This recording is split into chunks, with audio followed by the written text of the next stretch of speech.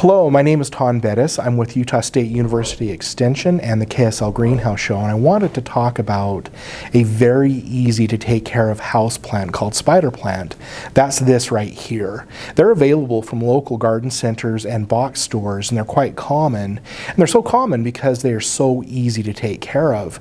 As long as they're getting an average amount of light, say in a room with fluorescent bulbs such as an office or in your home, they're perfectly happy and can live for many years. They get their names from these little tendrils or these little stems that will grow out, and they drape down below the pot, and every inch or so they'll have a little baby spider plant that looks a little bit like a spider.